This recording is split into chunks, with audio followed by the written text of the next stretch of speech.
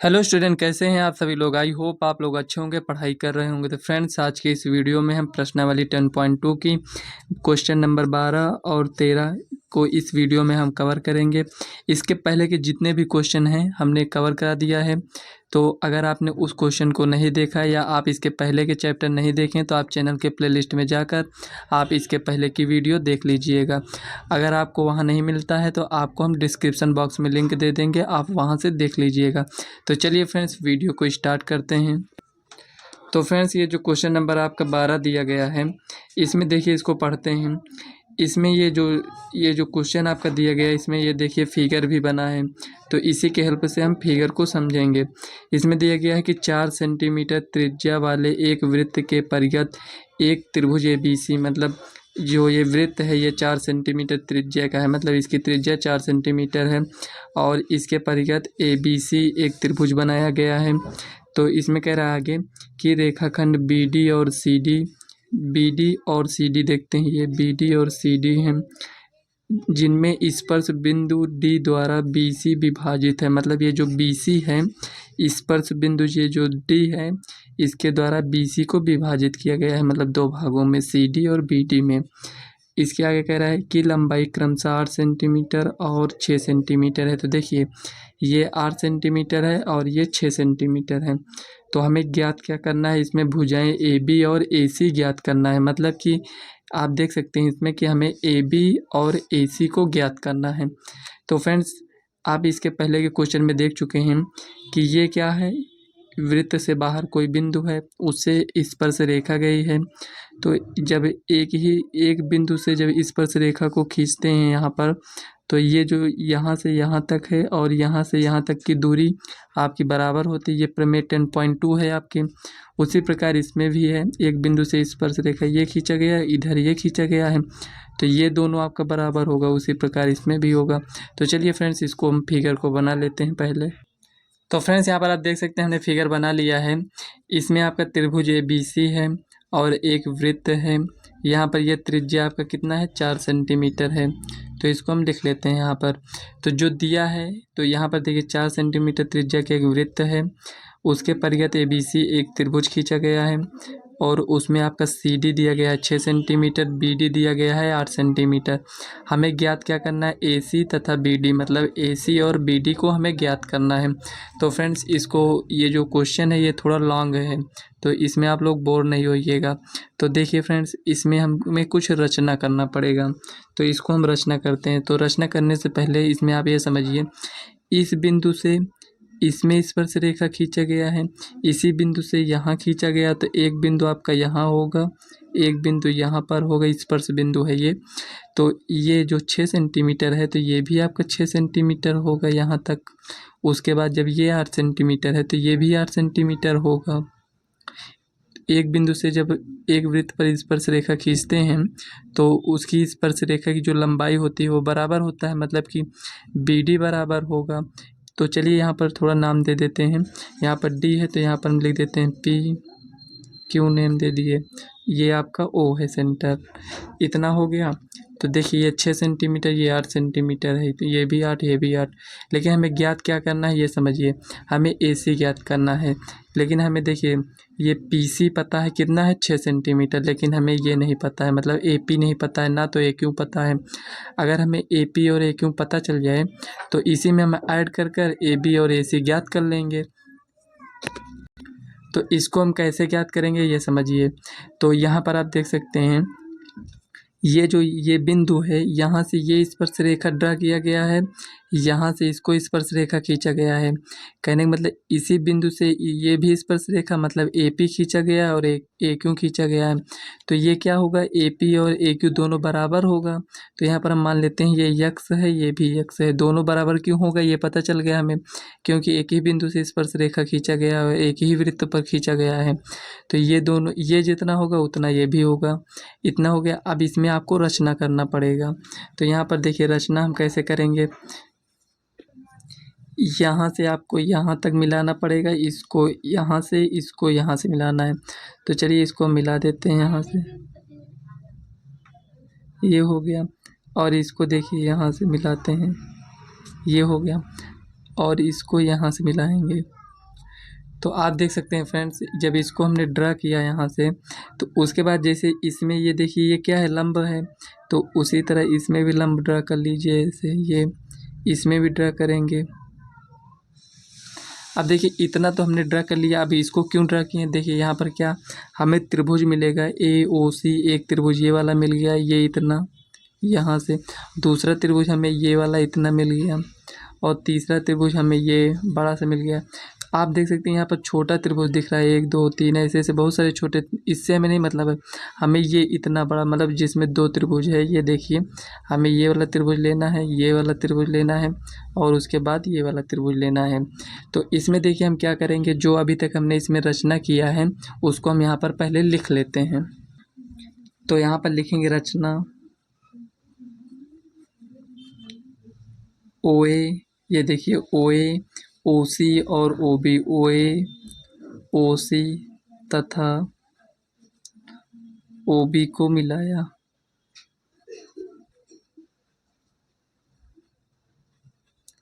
अब देखिए रचना में इसको मिलाया। उसके बाद देखिए यहाँ पर ये लंब है आपका, कौन सा लंब है ये, क्योंकि देखिए आपने प्रमेय पढ़ा होगा, ये स्पर्श रेखा और त्रिज्या के बीच का कोण कितना होता है, समकोण होता है। तो ये लंब हुआ आपका, तो यहाँ पर हम लिख सकते हैं, लिखेंगे OP, OP लंब है किस पर, AC पर लंब है। इसी प्रकार इसमें देखिए OD लंब है, किस पर लंब है ये, OD किस पर लंब है, BC पर। इसी प्रकार अब इसमें आ जाइए, OQ किस पर लंब है, AB पर। तो यहाँ पर लिखेंगे OQ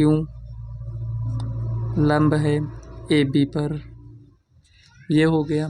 अब देखिए आपको अगर यहाँ तक समझ में आ गया हो, तो इसमें हम क्या करेंगे, आप त्रिभुज लेंगे, उसका हम क्षेत्रफल ज्ञात करेंगे। तो पहले हम कौन सा त्रिभुज लेंगे, हम ये वाला त्रिभुज लेते हैं, AOC लेंगे, इसका क्षेत्रफल ज्ञात कर लेंगे। उसके बाद BOC लेंगे, इसका क्षेत्रफल ज्ञात करेंगे। उसके बाद ये वाला, मतलब एक एक कर तीनों का हमें क्षेत्रफल ज्ञात करना है।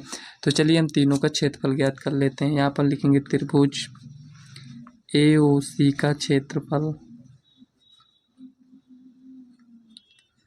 तो फ्रेंड्स क्षेत्रफल ज्ञात करने के लिए आप क्या करते हैं, जब इसमें आपका ये बेस है आपका, मतलब ये आधार है, अगर ये वाला त्रिभुज लिए हैं तो ये आपका क्या हुआ, ये तो बेस है मतलब आधार हो गया। ये क्या है, ये लंब है। तो यहाँ पर त्रिभुज का क्षेत्रफल ज्ञात करने के लिए हम क्या करते हैं, 1/2 गुणे आधार गुणे ऊंचाई, मतलब कि बेस गुणे हाइट। तो आधार गुणे ऊंचाई लिख देंगे यहाँ पर, ये हो गया। अब देखिए 1/2 लिखेंगे यहाँ पर। अब उसके बाद क्या करेंगे, यहाँ पर देखिए आधार क्या है आपका, तो आधार आप देख सकते हैं कि 6 और यक्स को अगर हम जोड़ देंगे तो यही आपका आधार हो जाएगा।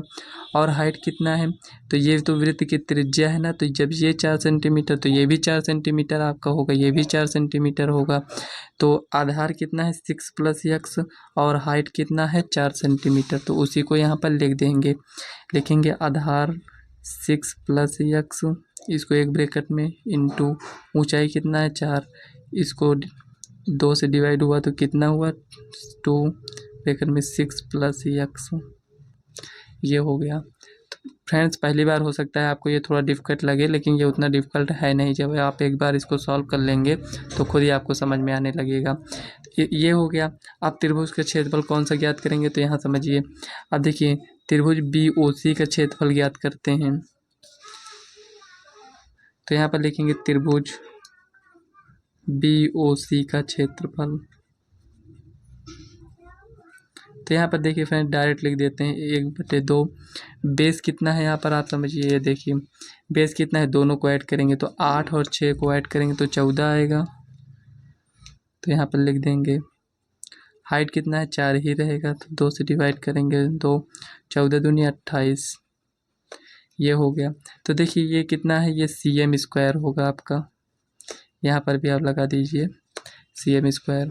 उसके बाद देखिए यहाँ पर क्या करेंगे, BOC हो गया। अब त्रिभुज AOB का क्षेत्रफल, AOB, ये जो अभी आपको हमने बताया था ना, यहाँ पर देखिए ये थोड़ा और नीचे करते हैं, ये AOB का क्षेत्रफल,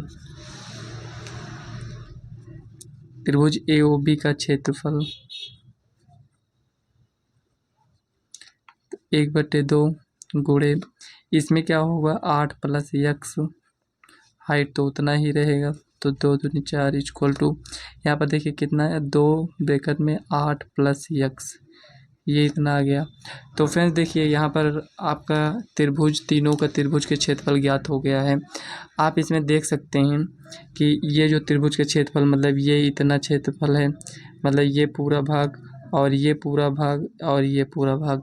अगर हम इसको ऐड कर देते हैं, मतलब ये पूरा क्षेत्रफल, ये पूरा क्षेत्रफल, ये पूरा क्षेत्रफल, तो हमें ये क्या मिलेगा अगर ऐड करते हैं तो क्या हमें ये त्रिभुज ABC का क्षेत्रफल मिल जाएगा? तो आप कहेंगे हाँ, हमें ABC का क्षेत्रफल मिल जाएगा, क्योंकि जब हम पूरे को ऐड कर देंगे तो हमें क्या मिलेगा, पूरे बड़े वाले त्रिभुज का क्षेत्रफल मिल जाएगा। तो यहाँ पर हम क्या करते हैं कि उसी को ऐड करते हैं।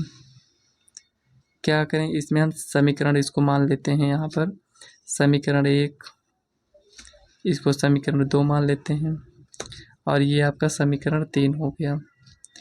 तो फ्रेंड्स अगर आपको थोड़ा कम समझ में आ रहा हो तो आप अभी समझने का ऐसे प्रयास करिए कि इसमें किया क्या जा रहा है। तो देखिए ये 1 2 3 को हम ऐड करते हैं, तो यहाँ पर लिखेंगे समीकरण 1 2 व 3 को जोड़ने पर, जब इसको हम जोड़ेंगे तो हमारे पास क्या आएगा, तो यहीं समझिए आप। तो पहला आपका था यहाँ पर 2 ब्रैकेट में 6 + x, प्लस दूसरा था 28, प्लस तीसरा था यहाँ पर देख सकते हैं आप 8 + x। अब इसी को हमें ऐड करना है, तो इसको पहले 2 × 12 प्लस 2x, प्लस ये 28 है तो 28 लिखेंगे, प्लस 2 8 16, 2 से इसको गुणा करेंगे तो 2x। अब इसको ऐड कर दीजिए, तो देखिए चर पद एक साइड ऐड होता है और अचर पद एक साइड, तो यहाँ पर ये दोनों चर पद हैं, तो 2x और 2x कितना होगा 4x हो जाएगा, प्लस अब इसको ऐड करिए। देखिए 28 में 16 को ऐड करेंगे और 12 को ऐड करेंगे, तो देखिए 28 2 30 10 40 हो गया, 40 में 16 को ऐड करेंगे तो 56 आएगा, तो यहाँ पर लिखेंगे 56। अब देखिए यहाँ पर 4 कॉमन आ रहा है, तो यहाँ पर हम 4 कॉमन ले सकते हैं, तो 4 कॉमन लेंगे तो यहाँ पर x बचेगा, प्लस अब देखिए इसमें 4 कॉमन लेंगे तो यहाँ पर क्या बचेगा, तो कॉमन लेने का मतलब ये होता है फ्रेंड्स कि भाग दे रहे हैं, तो इसमें भाग देकर देख लेते हैं। 4 × 9 4, ये 16 हो गया, 4 चौक 16, तो देखिए यहाँ पर 14, तो ये हमारे पास इतना आ गया है। क्या आया है, ये तीनों त्रिभुज के क्षेत्रफल जोड़ने पर हमें ये मिला है। तो ये क्या है आपका, ये आपका है त्रिभुज ABC का क्षेत्रफल आया है, त्रिभुज ABC का क्षेत्रफल। अब देखिए त्रिभुज ABC का क्षेत्रफल क्या आया है, ये इतना आया है। तो फ्रेंड्स अगर आपसे हम ये पूछें कि ये जो अभी हमने त्रिभुज ABC का क्षेत्रफल ज्ञात किया है, क्या मतलब अभी हमने कैसे ABC का क्षेत्रफल ज्ञात किया, हम पहले इसका क्षेत्रफल निकाल रहे हैं, मतलब ये वाले त्रिभुज का, इसका और इसका, तीनों के त्रिभुज का क्षेत्रफल निकाल कर ऐड कर दिए तो हमें क्या मिल गया ABC का क्षेत्रफल। मान लीजिए आपसे बोल दिया गया हो कि हमें ABC का क्षेत्रफल दूसरे तरीके से ज्ञात करना हो, तो हम कैसे ज्ञात करेंगे। तो अब आपका यहाँ पर क्लास 9th काम आएगा। क्लास 9th में आपने पढ़ा होगा हीरोन का सूत्र, तो उसमें क्या होता है, हमें पहले अर्ध परिमाप ज्ञात करना होता है। उसमें मतलब ये जो इसमें हम इसको जो पार्ट में कर मतलब इसका क्षेत्रफल, इसका क्षेत्रफल, इसका क्षेत्रफल निकाल कर उसके बाद हमें इसको जोड़ना पड़ा, उसके बाद हमें क्या मिला था ABC का क्षेत्रफल। लेकिन इसमें क्या है, हीरोन के सूत्र में आपको डायरेक्ट मिल जाएगा ABC का क्षेत्रफल। तो हमें तो ABC का क्षेत्रफल तो मिल गया है, लेकिन हम क्या करेंगे, अब हम हीरोन के सूत्र से ABC का क्षेत्रफल ज्ञात करने का प्रयास करेंगे। तो अगर आपने नहीं पढ़ा है तो कोई बात नहीं है, हम आपको फार्मूला बता देंगे। तो इसमें हम पहले अर्ध परिमाप निकालने का मतलब ये होता है फ्रेंड्स, सबसे पहले हम यस निकालेंगे, तो उसमें ये आपका क्या होता है, ये आपको A मान लिया जाता है, ये B मान लिया जाता है, ये C मान लिया जाता है। जरूरी नहीं कि इसको A माने तो आप भी A मानिए।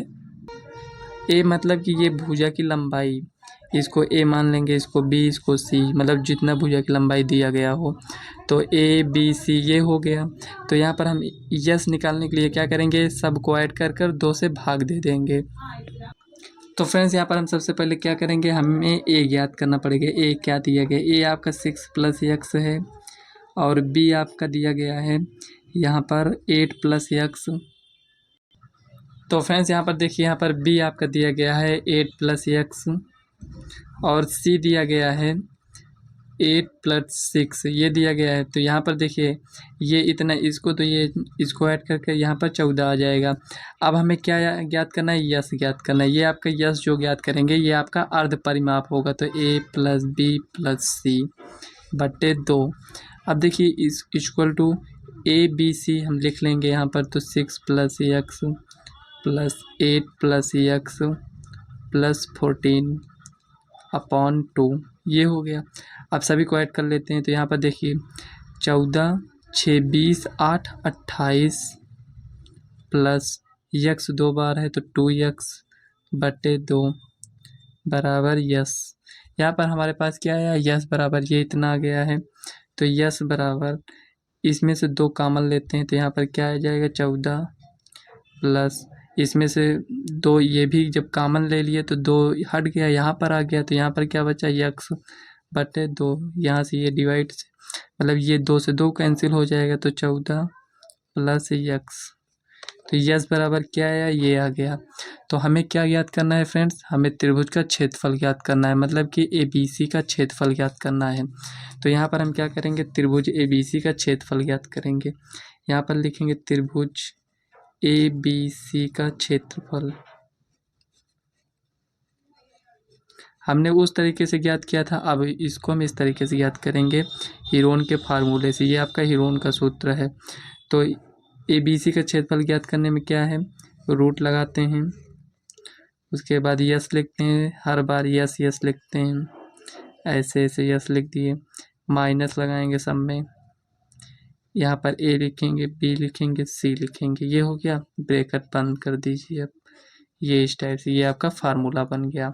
अब देखिए यस हमें पता है ये है, ए भी पता है, ए कहाँ पर है, ये ऊपर दिया गया है, बी सी ये सब दिया गया है। तो इसी मान को यहाँ पर हम पुट करते हैं। तो चलिए इसको हम,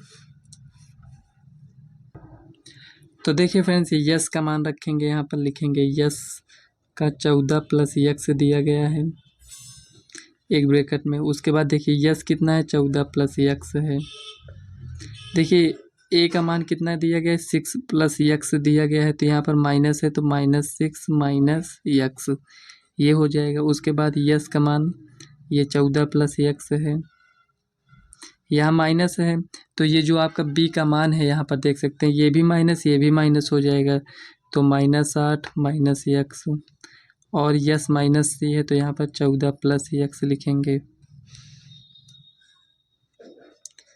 और सी का मान कितना है हमारे पास, 14 है, तो -14 ये हो गया।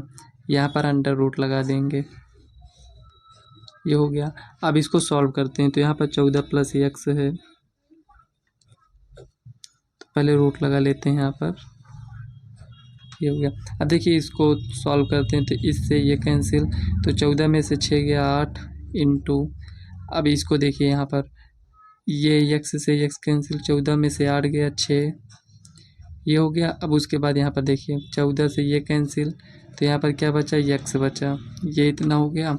अब देखिए यहाँ पर क्या करेंगे, इसको आप गुणा मत करिएगा, नहीं तो ये सवाल और लंबी हो जाएगी और आप सॉल्व नहीं कर पाएंगे। तो यहाँ पर देखिए क्या करेंगे, ये जो लिखा है इसको लिखा रहने दीजिए, 14 + x 8 48 x ये हो गया इतना। ये आपका क्या आया है, त्रिभुज ABC का क्षेत्रफल।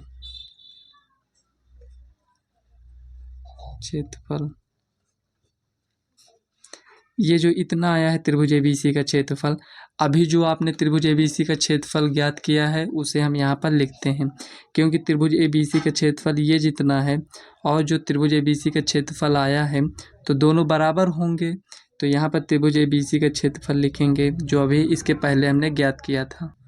तो यहाँ पर हमारा आया था 4x + 14 ये आया था, इक्वल टू ये जो दिया है इसको लिख लेते हैं 14 + x 48 x। तो यहाँ पर देखिए रूट है, तो इसको सॉल्व करना थोड़ा इसको कैसे सॉल्व करेंगे, तो यहाँ पर समझिए, रूट को हटाने के लिए क्या करते हैं, दोनों पक्षों का वर्ग कर देते हैं। यहाँ पर लिखेंगे दोनों पक्षों का वर्ग करने पर, दोनों पक्षों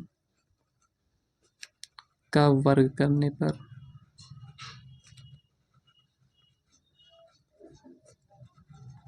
अब देखिए दोनों पक्षों का वर्ग करेंगे तो क्या होगा, इसका भी वर्ग हो जाएगा। तो यहाँ पर लिखेंगे 4a²। अब देखिए यहाँ पर इसका भी वर्ग होगा तो x + 14²। अब देखिए इसका वर्ग करेंगे तो रूट हट जाएगा, तो मतलब 14 + x, यहाँ पर 48 x, ये हो गया। अब देखिए इसको कैसे सॉल्व करेंगे, देखिए ये 14 + x लिखा है, ये x + 14 लिखा है, तो ये दोनों सेम ही लिखा है, तो यहाँ पर पावर 1 होगी।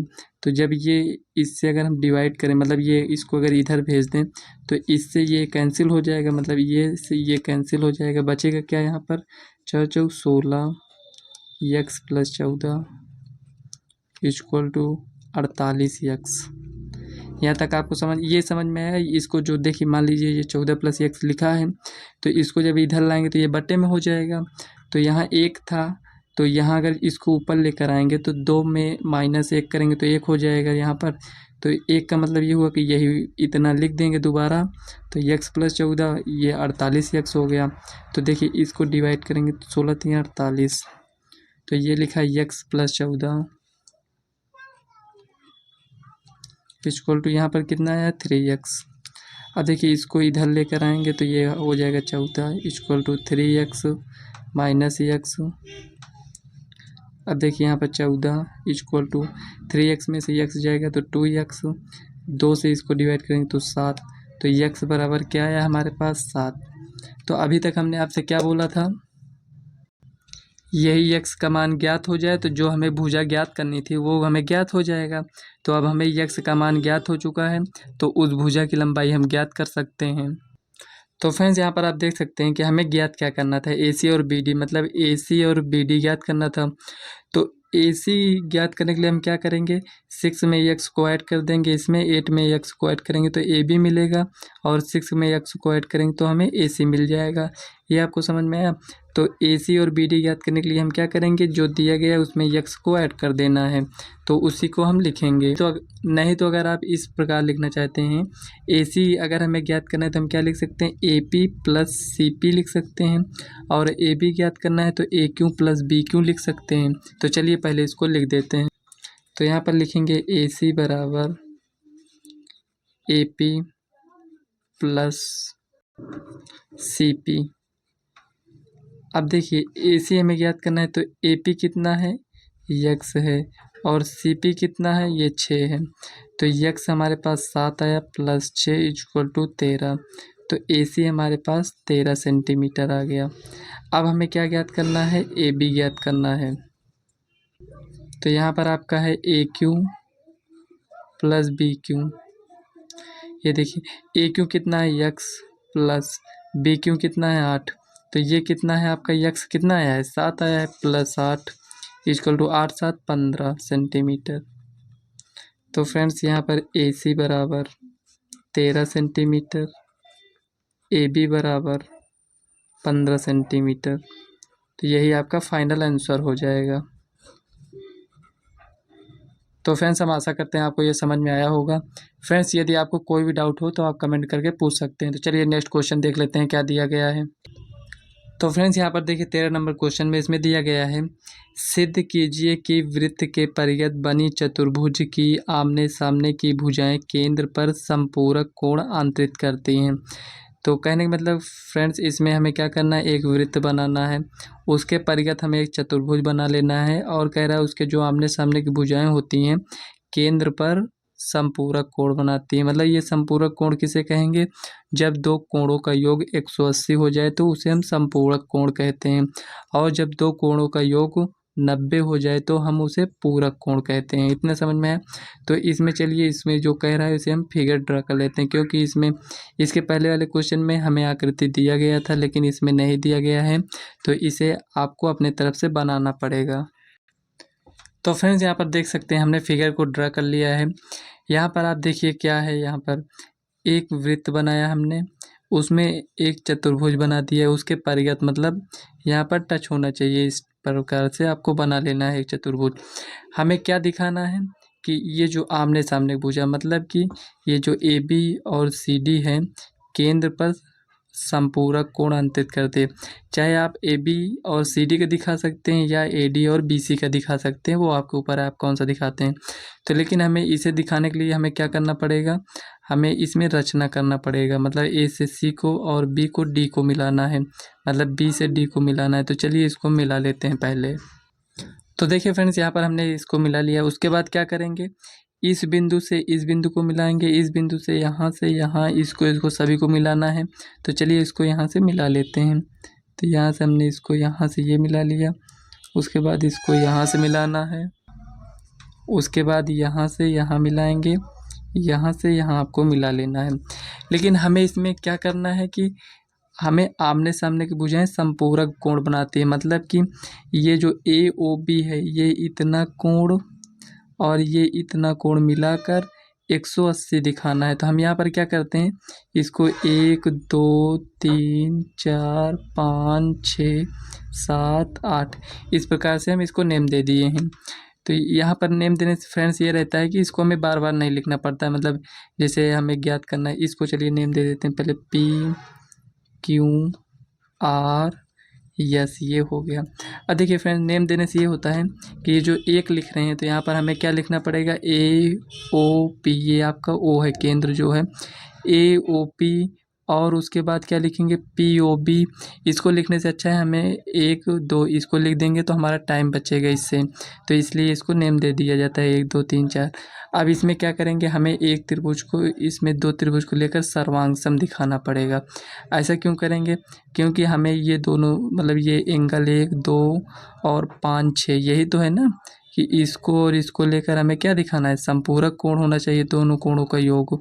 तो यहाँ पर 1 2 और 5 6 ये आना चाहिए संपूरक कोण, अगर ये सबको ऐड करते हैं तो इसमें हमें ये दिखाना पड़ेगा कि दो एंगल को हमें बराबर दिखाना है, मतलब कि ये दोनों आपस में बराबर हैं, ये दोनों आपस में बराबर हैं, इस टाइप से हमें दिखाना है। तो इसमें हम क्या करेंगे, हमें एक त्रिभुज लेना है, हमें सबको नहीं दिखाने की ज़रूरत है कि मतलब हमें सब दिखाएंगे, क्योंकि अगर एक एक को हम सबको दिखाएंगे तो उसमें लंबा टाइम लग जाएगा, इसीलिए हमको एक को ही दिखाना रहता है। अगर एक को हम दिखा देंगे तो उसमें लिखेंगे इसी प्रकार से सभी होंगे। तो सबसे पहले हम क्या करते हैं कि जो यहाँ पर हमने रचना किया है उसको यहाँ पर लिख लेते हैं। तो फ्रेंड्स, यहाँ पर देखिए जो हमें सिद्ध करना है, हमें सिद्ध क्या करना है, अभी हमने आपसे क्या बताया था कि हमें ए ओ बी सिद्ध करना है।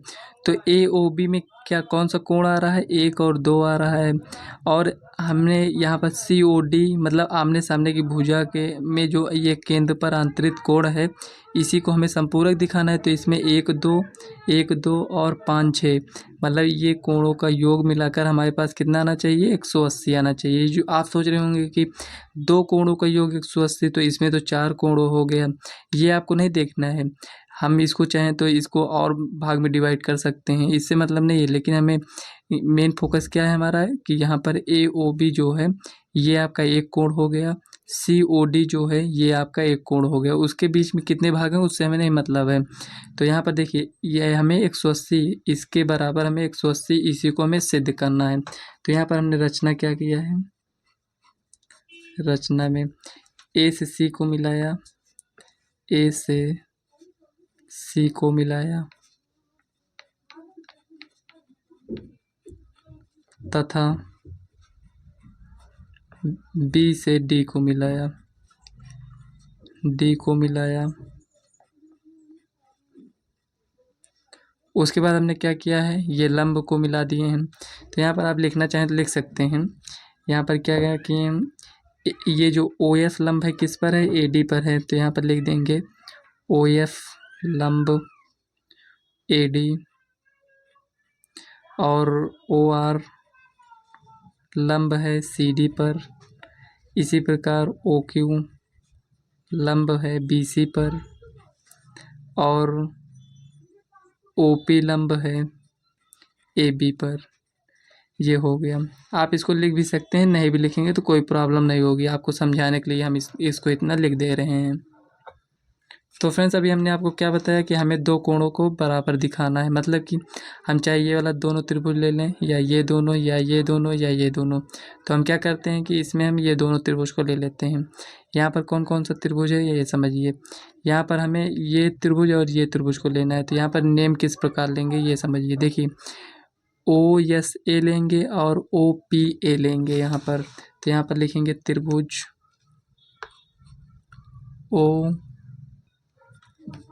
ओ एस ए तथा त्रिभुज ओ पी ए में। तो फ्रेंड्स यहाँ पर बहुत सारे स्टूडेंट ये डाउट में रहते हैं कि हम कौन सा त्रिभुज लें। क्वेश्चन तो वो सॉल्व कर लेते हैं लेकिन उनको ये नहीं समझ में आता है कि हमें कौन सा त्रिभुज लेना है सर्वांग सम दिखाने के लिए। तो फ्रेंड्स यहाँ पर ये आप समझिए कि यहाँ पर देखिए ये जो त्रिभुज हमने अभी लिया है इसको हम किस प्रकार से देखकर इसको लिए हैं, तो ये समझिए। तो यहाँ पर देखिए ओ यहाँ पर लिए हैं, उसके बाद ओ एस ए लिए हैं, ओ के बाद यहाँ पर यस लिए हैं, तो यहाँ पर क्या ये समकोण बनाता है। तो ओ एस ए लिए, उसके बाद क्या लिए हैं ओ पी ए। तो यहाँ पर देखिए ओ लिए, उसके बाद क्या लिए हैं यहाँ पर समकोण बनाता है, तो ओ पी ए इसी प्रकार से लेते हैं। एक ही प्रकार से आपको लेना है। यहाँ पर देखिए O S A O P A ये हो गया। अब इसको हम क्या करेंगे सर्वांगसम दिखाने का प्रयास करेंगे।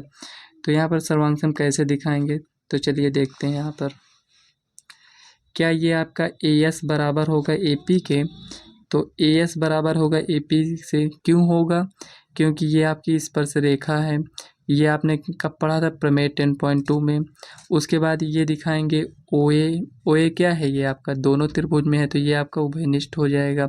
उसके बाद ओ पी और ओ एस बराबर होगा। क्यों बराबर होगा, क्योंकि वृत्त की त्रिज्या है। तो यही तीनों को हमको यहाँ पर लिख देना है। तो यहाँ पर लिखेंगे ए एस बराबर ए पी। कैसे मिला हमें प्रमेय 10.2 से। और ओ ए बराबर ओ ए उभयनिष्ठ है। उसके बाद O P sorry friends O S बराबर ओ पी क्या है वृत्त की त्रिज्या है।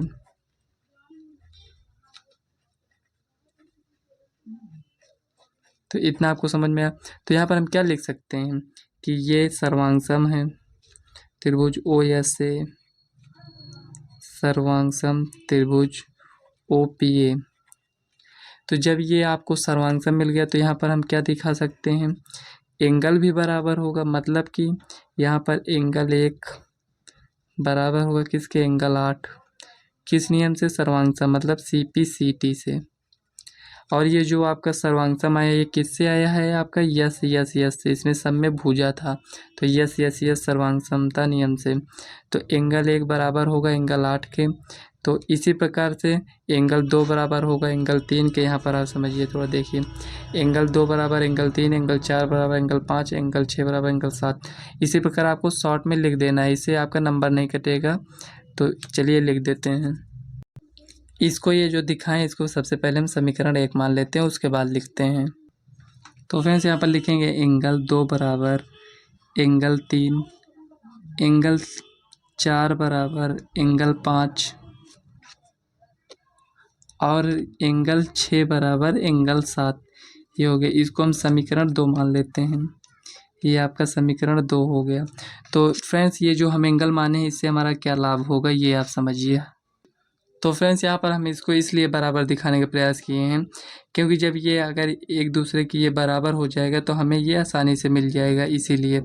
तो यहाँ पर एंगल 1 एंगल 8 के बराबर है, 2 3 के बराबर है, 4 5 के बराबर है, 6 7 के बराबर है।